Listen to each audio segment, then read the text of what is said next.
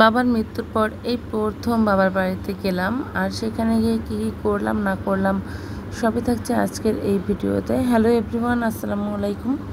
Myself Sathi Sikdar and welcome to my another new blog. বিশ্বের যে প্রান্তে বসে আজকে আমার এই ভিডিওটা দেখছেন না কেন, সবাইকে জানাই আন্তরিক শুভেচ্ছা এবং অভিনন্দন। সো সবাই কেমন আছেন? আশা করি সবাই ভালো আছেন। আল্লাহর রহমতে আমরাও ভালো আছি। বরাবরের মতো নতুন আরও একটা ভিডিও নিয়ে আপনাদের সামনে হাজির হয়ে গিয়েছি।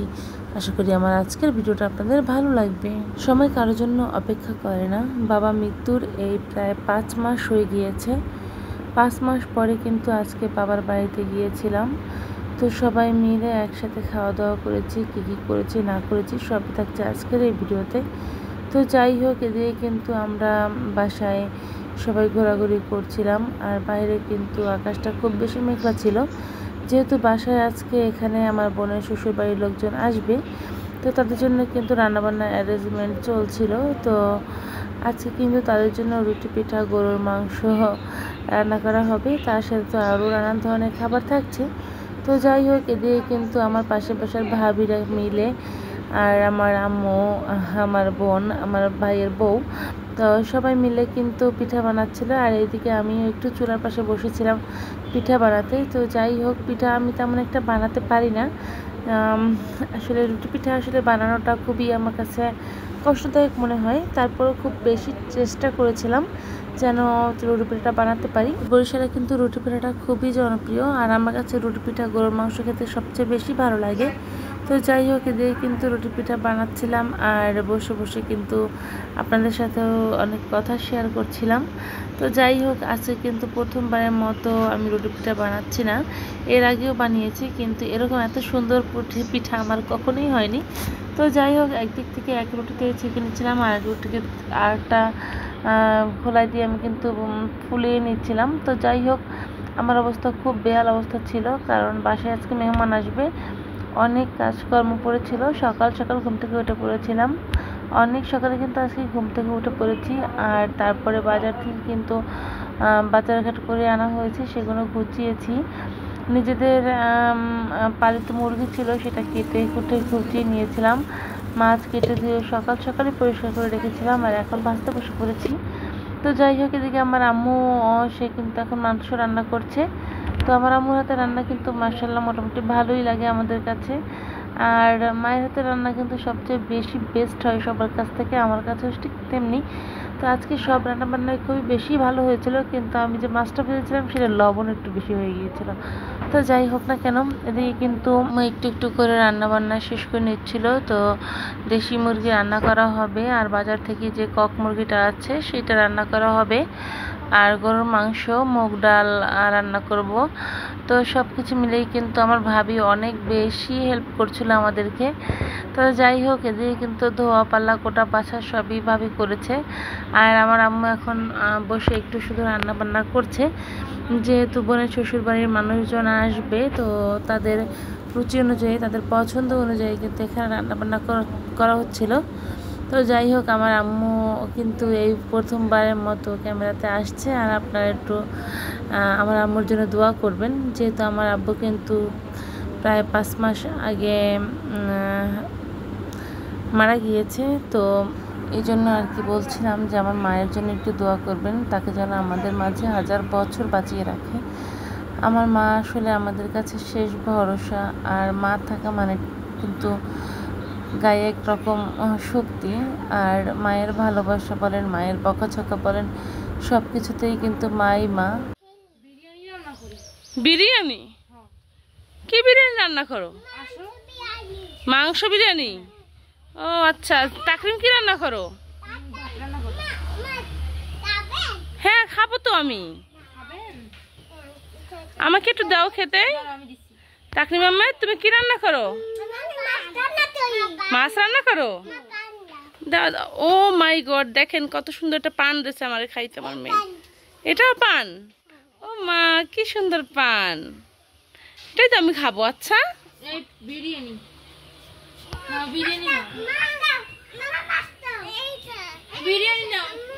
রান্নাবান্না চলছিল, আর এদিকে কিন্তু বাচ্চারা খেলাধুলা করছিল, আর আমি তাদের সাথে একটু কথা বলে নিচ্ছিলাম। তো তো আমি কিন্তু ম্যাক্সিমামই আজকে খুবই কম কাজ করেছি। সকালে উঠে একটু কুকটা বাছা করে নিয়েছিলাম, আর এখানে কিন্তু একটু রুটি ভেজে নিয়েছিলাম। তো জাস্ট এতটুকু কাজই আমি আজকে করেছি। তো যাই হোক, বাচ্চাদের সাথে কিন্তু আমি খেলাধুলাও করছিলাম, আর আমার মেয়ে, আমার বোনের ছেলে, ওরা কিন্তু সবাই মিলে এখানে খেলাধুলা করছিল, সেটা আপনাদের সাথে শেয়ার করলাম। আর এই কিউট দুটো বেবিকে দেখে কিন্তু অবশ্যই মাশাআল্লাহ বলে দিবেন। তো যাই হোক, ওরা কিন্তু খুব বেশি দুষ্টামি করছিল, যেহেতু নূর কিন্তু গ্রামে আসা অনেক দিন পরে, আর ও কিন্তু একেবারে বসে মাটি দিয়ে খেলাধুলা করছিল ওরা দুজন মিলে। তো ওদের একটু ভিডিও করে নিচ্ছিলাম। তো এটা তো একটা স্মৃতি, তাই না? বড় হয়ে যখন দেখবে যে না, এদের এই স্মৃতিটুকু আর কি আমি ক্যামেরাবন্দি করে রেখেছিলাম। তো যাই হোক, এদিকে কিন্তু সবাই মিলে ওইদিকে রান্নাবান্না করছে, আর আমি এদিকে বাচ্চাদিকে একটু খেয়াল রাখছিলাম, যেহেতু গ্রামের বাড়ি বুঝতে পারছেন, ডোবা, নালা, খাল, বিল, পুকুর সবই আছে। তো যাই হোক, দুপুরে রান্নাবান্না কমপ্লিট করে নিয়েছিলাম, আর এদিকে কিন্তু মেহমানও চলে এসেছিলো। এই হলো আমার বোনের ননদের হাজব্যান্ড। তো ভাইয়া অনেক ভালো মনের মানুষ, আর এই হলো আমার বোনের ননদ। তো তারা কিন্তু চলে এসেছিল, দুজনেই আজকে আমাদের বাসার গেস্ট ছিল। তো বাবার বাড়িতে কিন্তু সবাই মিলে আজকে খাওয়া দাওয়া করবো, জমজমাট একটা আড্ডা হবে। দেখতে থাকুন পুরো ভিডিওটি। আর যারা যারা আমার ভিডিও আজকে প্রথমবারের মতো দেখছেন, এখন পর্যন্ত লাইক কমেন্টস শেয়ার করেনি, অবশ্যই চ্যানেলটা সাবস্ক্রাইব করে লাইক কমেন্টস আর একটা শেয়ার করে যাবেন। তো যাই হোক, এদিকে কিন্তু মেহমানের জন্য নাস্তা অলরেডি রেডি হয়ে গিয়েছিল। তো এখানে ট্যাং দেওয়া হয়েছে আর ডিম পোস্ট করে দেওয়া হয়েছে মেহমানের জন্য। তো সবাই মিলে কিন্তু আজকে এটাই খাওয়া দাওয়া করবে, আর আমরা কিন্তু আজকে সবাই একসাথে খাওয়া দাওয়া করব, যেহেতু মেহমান স্পেশাল, ওনারা ছিলেন আমাদের বাসায় স্পেশাল গেস্ট, যেহেতু ওনাদের জন্যই আজকে অ্যারেঞ্জমেন্টটা করা হয়েছিল। আর ওনাদের কিন্তু আজকে আমরা আলাদাই একটু আপ্যায়ন করব। তো যাই হোক, এদিকে কিন্তু আমার এই যে বেআই নূর হোসেন ভাই, ওনার নাম। তো যাই হোক, উনি কিন্তু অনেক ভালো একটা মনের মানুষ। আর আকলিমা আপুর কথা তো বলতেই নেই, আকলিমা আপুকে তো ছোটোবেলা থেকেই দেখছি, খুবই ভালো একজন মানুষ। তো যাই হোক, সবাই মিলে কিন্তু এখানে শরবত খাওয়া হচ্ছিল। আর এই দিয়ে কিন্তু মুরগির মাংস একটা পাতিলে ছিল, তো চুলায় কিন্তু এটা জাল করা হচ্ছিল। তো আমরা কিন্তু সবাই রান্নাঘর থেকে সব গুছিয়ে ঘরে নিয়ে গিয়েছি, আর রান্নাবান্না একেবারেই কমপ্লিট হয়ে গিয়েছিল। আর এখানে শুধু মুরগির মাংসটাই চুলার উপরে বসানো ছিল। আর এইদিকে দেখেন রুটি পিঠা ঝুড়ি ভরে রেখে দিয়েছি। আর এখানে কিন্তু সকালের রান্না করা খিচুড়িটাও ছিল, যেহেতু আমরা বাসায় অনেক মানুষ ছিলাম, সকালে রান্না বান্না করেছি, এটাই খেয়েছিলাম। যাই হোক, এই যে গরুর মাংস রান্না করা হয়েছে, এটাকে এখন ভাবে ঢেকে রাখা হয়েছে, ভাত বেড়ে রেডি করে রাখা হয়েছে। যেহেতু আমরা শুধু একাই নয়, আমার চাচাতো ভাই, এদের বোনদেরও দাওয়াত ছিল আজকে আমাদের বাসায়। তো সব মিলিয়ে কিন্তু আলহামদুলিল্লাহ সবাই মিলে অনেক সুন্দর একটা দিন উদযাপন করেছি। খুব ভালো লেগেছে, সবাই মিলে একসাথে খাবার খেতে পেরেছি, আর খুব বেশি আড্ডা দিতে পেরেছি, আর মজা করতে পেরেছি। তো যাই হোক, এদিকে কিন্তু দুপুরের খাওয়া দাওয়ার অ্যারেঞ্জমেন্ট চলছিল, আর মেহমানদেরকে বসিয়ে দিয়েছিলাম খাবার খেতে। আর তাদের রান্না বান্না খেয়ে কিন্তু তারা খুব বেশি প্রশংসা করেছিল। আর আমাদের মেহমানদের জন্য কিন্তু আমরা আজকের বিশেষ এই দিনটাকে আসলে আরও বেশি ভালো লাগছে যে তারা এসেছে। তো যাই হোক, এদিকে কিন্তু আমার খালাতো বোন না আর কি, চাচাতো বোন, চাচাতো ভাইয়েরা সবাই চলে এসেছিল। তো সবাই মিলে কিন্তু আমরা একসাথেই খাওয়া দাওয়া করব। আর এদিকে কিন্তু আমাদের যে গেস্ট ছিল, সেই গেস্টদের কিন্তু আমরা খাওয়া দাওয়া করতে বসিয়ে দিয়েছিলাম। তো সব মিলিয়ে বলবো আলহামদুলিল্লাহ, খাওয়া দাওয়ার কোনো রকম সমস্যা হয়নি, শুধু আমার মাছ রান্নায় একটু লবণ বেশি হয়ে গিয়েছিলো। তো যাই হোক, রান্নাবান্না করলে ভুল ত্রুটি হবেই, আর সব কিছু মিলেই কিন্তু সব ঠিকঠাক হয়। তো তাদের খাওয়া দাওয়া কিন্তু কমপ্লিট হয়ে গিয়েছে। আর অবশেষে কিন্তু আমার যত ভাইয়েরা, ওরা সবাই খাবার খেতে বসেছে। আর এদিকে আমার মেয়েও কিন্তু তাদের সাথে বসার বায়না ধরেছিল, কিন্তু ওকে কিন্তু বসাতে দেয়নি। তো যাই হোক, এদিকে কিন্তু ওরা খাওয়া দাওয়া করছিল, আর সামনে মেহমানরাও খাওয়া দাওয়া করছিল। তো দুই পক্ষই খাওয়া দাওয়া শেষ করে কিন্তু আমরা মেয়েরা যারা ছিলাম বাসার, সবাই একসাথে খাওয়া দাওয়া করব। আর এইদিকে আমার চাচাতো ভাই কিন্তু সবাইকে একটু বেড়ে বেড়ে দিচ্ছিল। আর সব মিলেই কিন্তু আলহামদুলিল্লাহ খাওয়া দাওয়া খুব ভালো মতোই হয়ে গিয়েছিল। আর এইদিকে দেখেন আমার ক্যামেরাম্যানের প্লেট, ও কিন্তু খুব সুন্দর করে সব কিছু সাজিয়ে গুছিয়ে নিয়েছে।